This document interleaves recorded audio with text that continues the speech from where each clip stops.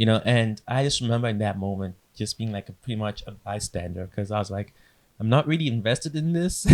Yeah, but you got to step back and watch. Yeah. I just kind of watched it all and just taking it all in. It was like, I just remember something coming upon me like, wow, this is what joy in the Lord looks like. All right, so we've got Blessings Kanyemba here today, Yes. our friend from Michigan by way of Malawi, Africa. So, yes. You have traveled far and wide, my friend. It's what I get told all the time. Yeah, he's always the one that gets the Who Traveled Farthest to Get to Church award. Yeah, like that is him. They honestly had to stop having that award because I was around. Yep. They thought it was very unfair, but Yeah.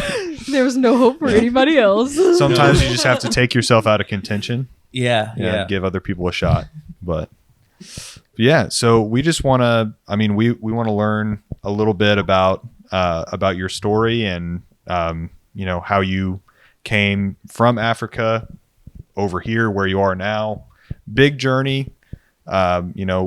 When it's anything related to faith, there's obviously some probably big events in your life that happened that led you from there to here. So we want to learn about all that. I know us two specifically have heard a little bit about it, but honestly, we haven't gotten really the chance just to sit down with you and hear it from start to finish. So yeah, I'll be honest as well. Like, I know I've told or shared it with other people a couple of times too, but every single time I always feel like there's always something that I remember, or it just slightly changes a little more. So yeah, it's always also like a great way to reflect for myself. Like, wow, I've come such a long way.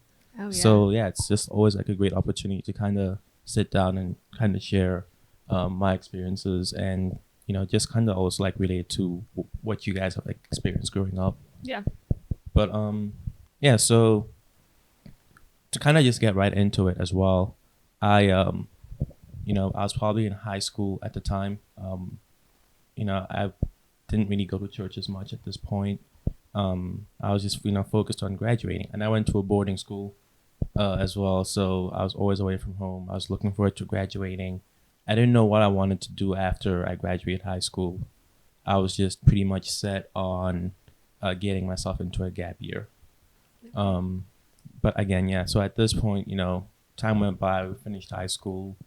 All your friends that had plans went to college. Yeah. Everybody else that didn't have plans stayed home, and now you're like, sometimes in like different cultures, people look down on you like, oh, you're the bums that are just going to be at home for the rest of your lives. Yeah. But it was during this time when I was at home after high school. This was probably like the first time I'd been home for like a whole year within like 6 years or something. Oh, wow. Right? So yeah, this is like the longest for sure I've ever spent at home in my more mature years. Mm-hmm. And it was just another day most of the days, just go out, hang out with friends, but that got boring really quickly. There was nothing being fulfilled there, and I just started feeling like something was missing a lot more in my life. Every day we went out, and it was like, you go out, it's a small city, there isn't much that you can really do. Mm-hmm. So like you're really much going out to party or play games with people or anything really, just to fill in the time. And it quickly like got boring, and it was like, I'm not being fulfilled by this. Yeah. Is this what my life is all about really? Is there anything more? You start asking yourself those questions, and it was around this time when I guess these questions were coming up more. My aunt Linda kind of came around more as well. Like I wouldn't see on a regular basis, and the connection we have was always really tricky for me. It's one of those things that it wasn't really explained greatly to me, but it's one of those things where it's like, oh yeah, okay, Aunt Linda. And it's one of those where it's like, I don't know if just because like our families had a great relationship, so like it was like, okay, we had like, she's like your aunt in that kind of So she's sense. not actually your aunt. I actually do not know. I actually do what? not know. Wow. That's so crazy. Yeah, okay. I didn't realize that. I actually do not know, but it's one of those things like, genealogy is not really explained to us. We don't really question it. I mean, like, you know who you direct, like I can tell you who my mom's siblings were, Yeah. you know. I can tell you who some of my dad's siblings were, but then you also get all these other people that you're being told are your family, that you're like, I can't really track our connection to how we're related. Oh And part of it too, it's like, I don't know, was it just me not being interested in stuff like that? Yeah. Or- Yeah. Like, did you just not Yeah. ask the questions, or I probably just didn't ask the questions, but at some point it's like, oh, I feel like after you come across 5 people, it's like, and you know, you ask once and they explain it to you and you're like, that didn't make sense to me at all. I think you just like kind of give up on Yeah. asking. But yeah, so she started coming around more, and she was kind of seeing where I was on my journey. And I guess it was just like God telling her that, like, oh, this is a perfect time for you to talk to this kid about thinking about pursuing faith a little more, wow. you know. And she had no idea. We didn't have like a one-to-one conversation talking about it, like, hey, you know, I really think this is a perfect time for you to change your life, and I feel like you should look into like giving your life to God and stuff like that. None of that ever happened. I think it was just like, it's really like a God thing, you know. God was just working without us knowing. She came around at the perfect timing when I feel like every single night I stayed up wondering, like, is there more to my life? Where did it go wrong? You know, what comes Wow. if I continue like this? What happens to me in the next 10 years? Yeah. And then she comes around and she goes like, hey, by the way, I'm kind of, you know, working with LHI, doing missions around here, and these guys will be coming here. I don't know if you'll be busy, but if you don't have anything, like, I think you should really meet these guys, and they'll probably like be really good for you, and see what they kind of do, and just kind of see if maybe you'd ever want to be a part of it. And so LHI, Lord's Harvest International, with Yeah. With Dr. Joe Martin yeah. and Rebecca Martin, who are Yeah. they have focused a lot of their mission work in Africa, Malawi being one of the Yes. main countries Mhm. that they do it in. Yes. Yeah. To this day, they still spend tons of time. Yeah, like Over around half there the and- year in Africa. Yeah. Yeah. Yeah. So are they who you made the first connection with? Yes. Okay. Yes. Okay. They were the ones I made the first connection with. So like, probably like 9 months after that, they were in Malawi doing the missions, and you know, they're always pretty busy, but I guess again, it's like God was working without us really seeing it, because there's always something going on. They always need to Yeah. get to a destination. Mm-hmm. You know, they never really have the time to just be like, oh, we're in a different country, let's just sit down and relax. But that one year, it was like they had the time to like just Oh my be able to gosh. sit down Man. with me, you know. Mhm. And we met, we had a conversation. I think it was like maybe like an hour. They came over to my place, or my dad's place, I should say. Yeah. And yeah, so we just kind of talked it out, and they kind of shared just their experiences with like missions. Oh, man. They brought up Atlanta Bible College in that as well, and you know, Dr. Joe just kind of like took me under his wing in many ways, and just kind of started to chip at words of the Bible, you know, verses and stuff like that. And at the end of that conversation, he was like, tell you what, we're going to be going to, I can't remember the destinations. I believe it was a place called Balaka, and another one was in Mulanje. And I think there was a third one. I can't remember where it was exactly located. And he was like, I want you to come with us.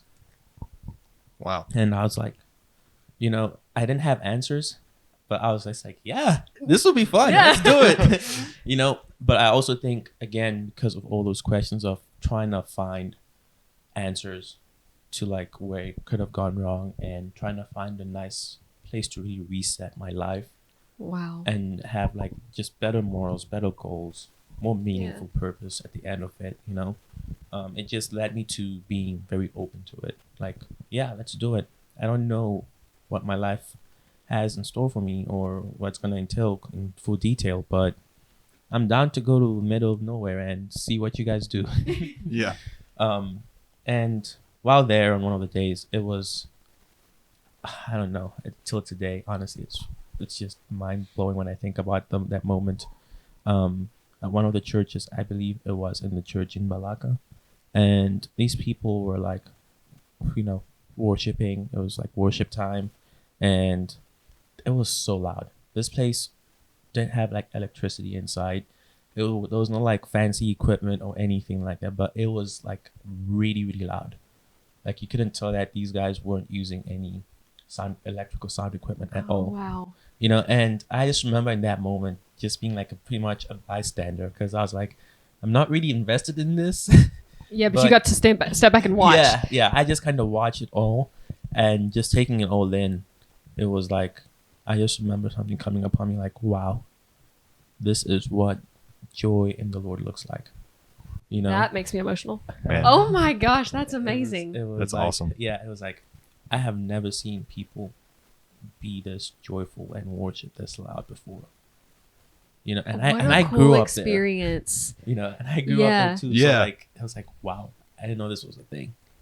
And that's when I would say I was really convinced a lot more. Like, I think God is trying to tell me something here, that chasing after his will for my life is the best option here. Mm-hmm. And that's when I guess things started to change, and it just piqued my interest with like ABC a little more, and just really wanting to learn more. Yeah. So from that point, did you decide that you wanted to attend ABC and you started that process of getting your visa to come over and stay in the US to study? Yeah, it was definitely after that point where it was like, I'm like, yes, I think I would like to go to ABC. I will honestly say I still have my reservations, because it's not like my life had changed overnight. It was changing, but it wasn't like, boom, I'm a whole new person with different personalities the next morning. Yeah. Yeah. So I still did have like reservations about it, but it was like, well, Lord, take the wheel. If this is where you want me to go, I will be open to it. That I think a lot of people don't talk about either is, when you have that first taste and glimpse into what it looks like for somebody who does worship the Lord and who lives that life. Like for you, it didn't change overnight. That's a huge thing to recognize, but it took time. And now you look back on it and you're like, wow, my life was so different. But oh my, wow. Yeah. And a lot of time there can be like this flowery expectation that it's like, okay, well, somebody just figures it out. Somebody says the special prayer. They say, well, yes, Jesus, you're my personal Lord and Savior. So that means life is going to be completely different from now on. And no hardship ever. Like that's so not true. Like for some people, I'm sure that happens sometimes, but like I grew up in faith, like from birth, believing, this is what I do. Yeah. Believing in Jesus and believing that I was a Christian and trying to live that out. And there's still points in your life where you mature and you grow. No matter where you come from, your life changes in faith. I feel like every day. So it's just, it's not right to just think like, it's just going to be instant and it's perfect and it's awesome. Yeah. So no, it definitely wasn't that at all. But it is awesome. And, just, I guess, even the process of coming to terms with the idea of moving away from home. I can tell you, like, it's so easy to be like, yeah, I want to move to this country. I want to go this other country. Yeah. But the process required to get there, that alone as well was like take some commitment. Journey. Yeah, that you had to be committed to get here. And honestly, the way I don't know, I think administrations were changing at this time or something like that. So like, what year did you actually come over here? 2018. 2018. Okay, yeah. So there was a lot of different immigration law was changing. Yeah. And there was a shifting hype at that time for that. Yeah. And I remember talking to, I guess the dean at the time for Atlanta Bible College, and they were like, well, we're going to give this a shot, Blessings, but I got to tell you that we've had trouble trying to bring students over from other countries in the recent couple of months. And it was like, as much as I had hope, like I was like, oh, I'm actually going to go to United States and actually learn these things. It was after hearing that, it was like, oh, so you're saying that I should not even like have high hopes for this. Wow. You know, and in many ways as well, I guess I was just really thankful for my father in that moment, because after hearing that, and still for me trying to figure out my life, I was more like, maybe I shouldn't even bother trying to apply to this place. It was, for a while, I always wanted to study law. So I was like, always said, I was like applying to law schools in other countries and stuff. And I was like probably almost like a year in at this point. And so it was like, I have to get back into school before I forget everything. And so it got to a point where I was like, after hearing that, with the whole process of what it would take to come to the US, I was like, maybe I should just give up, and I already had plans. I was actually planning on going to study in Cyprus. And yeah.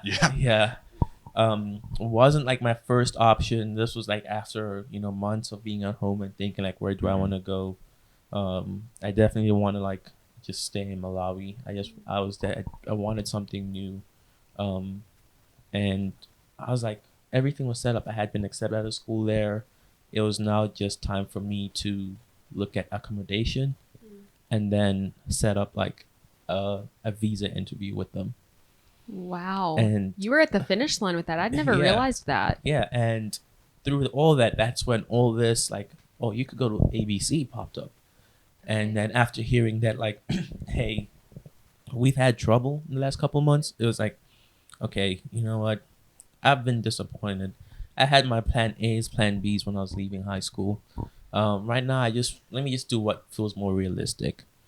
And through all that, still, like, there were days where I'll be honest, like, I wasn't pushing the paperwork. I wasn't setting things up.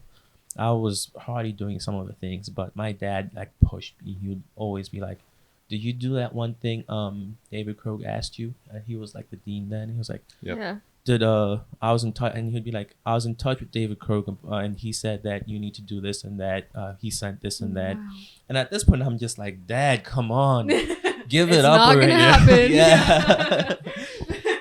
And again, like, yeah, there was a lot of headlines on the news as well about like all the changes in policy, how quickly everything is going to change. So I was like, Dad, come on, can't you see? Like, this is going to be near impossible to get done. Yeah, just let me focus and let me go to Cyprus here or whatnot. But no. So in many ways, like in times where like I was still down in that moment, my dad was really like the one pushing for me. But more so, I think when I look at that situation alone, I see how like God was just in all of it throughout, from like start to beginning. Using your dad so much in that, and you didn't even realize it at the time. Yeah. And again, like after being told that, hey, this situation might not actually work out just because we're having legal issues, essentially. That's what that was.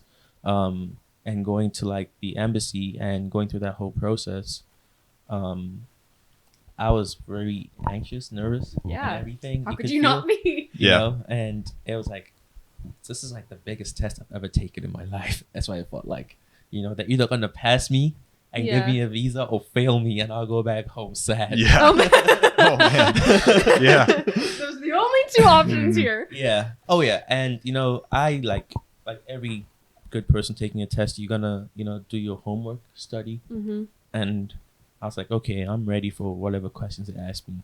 And I was expecting questions to be like about financial situations, reasons, like your main reason why you want to go study in like a different country and not your home country. But honestly, like I got there and this lady just pretty much asked me one question, like, oh, so it says that you want to go study ministry here. I was like, yes. She's like, why can't you do that here? So like I was expecting her to ask me questions regarding my education, just my experiences, and she asked me a question really that asked me like about my faith, Wow. like what my purpose was. Why couldn't I just do what I was saying back there? And for a split second, that caught me off guard completely. Well, yeah. Yeah. Because I was like, whoa. I studied. I looked at the Spark notes on this. This question wasn't meant to Ask be me there. anything about finances and I've got it. Yeah, exactly. you know, but again, in many ways, like, you know, I'm just so grateful to God and just how he prevails through everything. And Okay, so what was your answer? Well, I had to, like, I think on the spot, and I can't really remember exactly what I said. Was it kind of like a rush? Like, you don't even... But I don't know.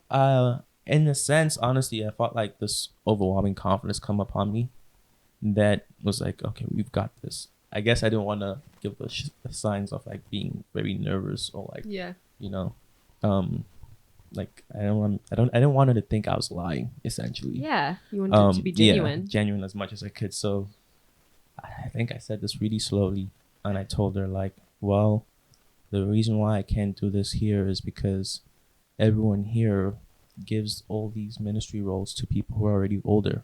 Yeah. And they look at me as a young person as somebody that wouldn't be fit or able to be pursuing something like this. Wow. And that's why, like, I feel like this would be a best kind of scenario for me to study away and not here. And she didn't say anything. I was like, did I do good? Or, you know? And I think there was a little more I said. I just can't remember. It was just kind of like a little more of a blur. I just remember that question really catching me off guard completely. Wow. But yeah, and then in the end, like, I just listened to all she said.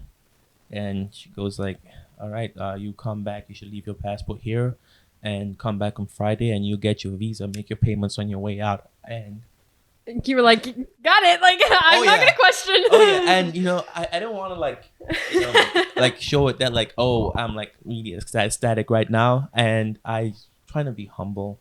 And I was like, thank you very much for, like, hearing me out and, like, doing this for me. And she took her job so serious. Yeah. Because she told me, I was just trying to be polite as I left and wanted to celebrate. But she told me, don't thank me, thank their system. That's what she told me. And at that point, I was like, that's my cue to get out. Yeah. Oh, got it. I'm going to go now. Yeah. You know. Are you sure? Because the system is the reason I've been sweating through this whole thing. Exactly. But you're right. Like, got it. Yeah. But yeah, so that's how I pretty much got my my visa.